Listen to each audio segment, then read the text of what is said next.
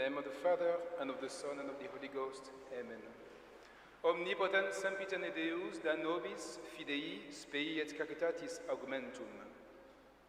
These are the words, my dear brethren, that you have heard in the collect on this 13th Sunday after Pentecost. The collect, this prayer that the Church makes on our behalf to Almighty God.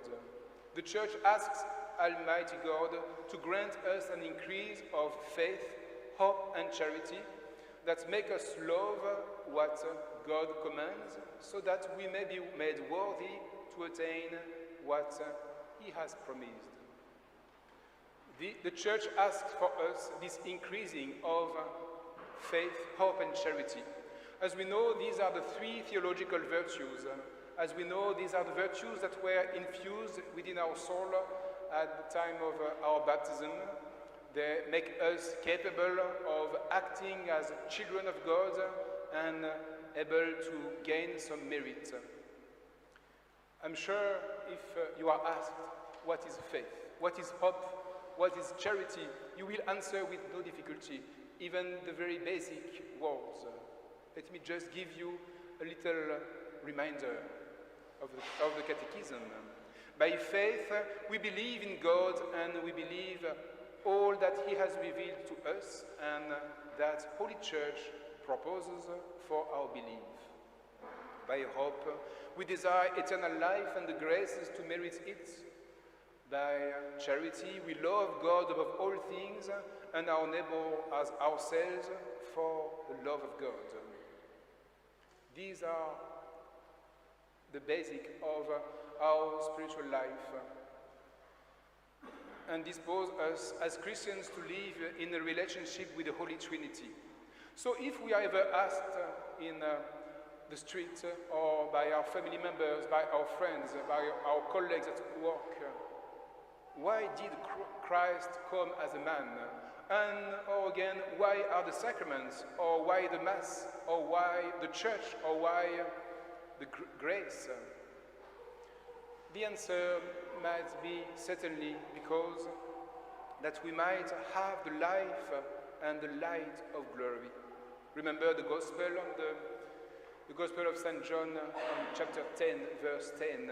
I have come that they may have life and have it more abundantly. This is a real treasure that we have received on the day of our baptism, the sanctifying grace, but a treasure which is always fragile, not in itself, but the way we carry it. It's a treasure that can also be lost by a single mortal sin. That means by an act of grave matter committed with full knowledge and full consent. And as we know, we have to be aware of that. Mortal sin makes it impossible, makes us impossible to follow Christ. It makes the sinner unable to enter eternal life with Him. So we may think this is absolutely terrible and the end of the story. Actually not. Thank God. Thank God it is not the end, because God gives us time. And time is a gift of God. And we have to use it for His glory, for our sanctification, for the edification of our neighbors. Let me just give you a very basic example that you may have unfortunately experienced a few times in your life. Have you ever had a breakdown with your car? You had to stop on the side of the road. And then what did you do? Option one is just stop, go out of your car, stay on the side of the road, stand up, then sit down and die. But the option two, without giving up everything, there's an option two that tells you, which is more reasonable, is simply to ask for help and then be rescued, and then you are certain that you can then finish your journey and even better than you expected. So this is more or less the same thing that happens in our spiritual life. Venial sin, every venial sin could be compared to a little breakdown that just slows down our journey, but does not prevent us from reaching the end. But a mortal sin is a more serious breakdown that really stops the car and does not break the engine for good and forever, but that we cannot fix ourselves. We do need some help. And by asking help, by receiving the rescuer, then faith, hope and charity can be gained back within our soul. We gain them back. They are restored within our soul when we go to confession, when we confess our sins in the Sacrament of Penance with sacramental absolution, or if we make a perfect act of contrition. But then, what is the unfortunate reality? Unfortunately, even if this is very clear in our mind, even if we know that and we confess these articles of our faith, we act a bit differently. Very often we delay. It's just easier to delay the rescue, to delay the help. And it's just easier if one has committed a sin, a grave sin. It's often just easier for him to live a very lukewarm spiritual life. That means, with a very concrete example, would just be happy to do the strict minimum, just attend Mass. Someone who has committed a grave sin can and still have to attend Holy Mass, but he can also, unfortunately, attend Mass with not with a great devotion, being distracted and thinking about many other things, and then just delay again and again his confession.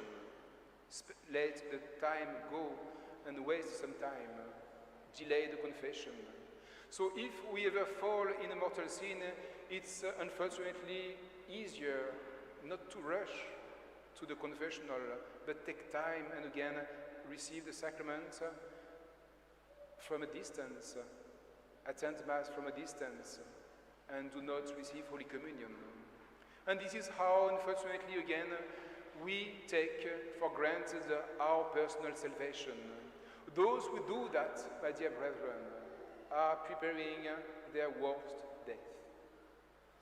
The death of a soul who loses faith, and a soul who is far from God, is so far from his love, far from his commandment, and during in a life of sin, is really preparing for him a life of the eternal condemnation. And then, in the meantime, do you think that we can even practice virtue?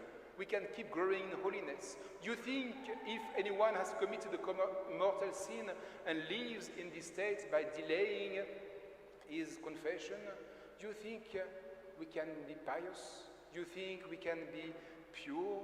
We can be chaste? We can be generous? We can be prudent? We have just destroyed all the weapons that God gives us. So, my dear brethren, there is a remedy.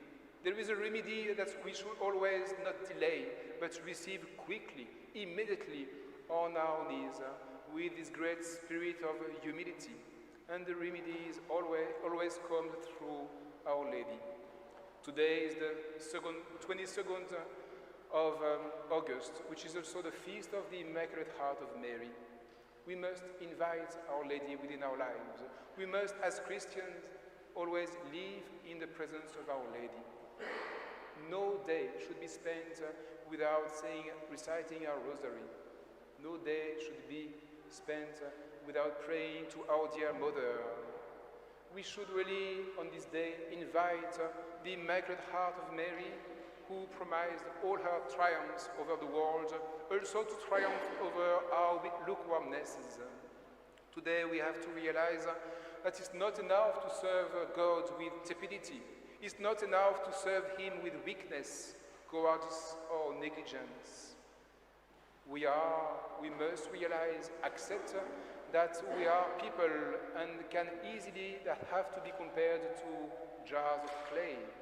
We have been refined by fire, but we are always delicate, and we can always break into tiny pieces.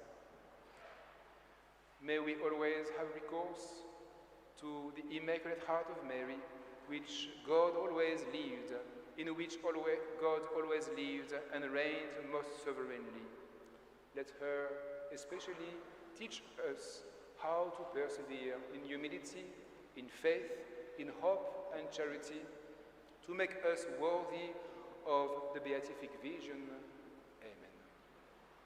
In the name of the Father, and of the Son, and of the Holy Ghost. Amen.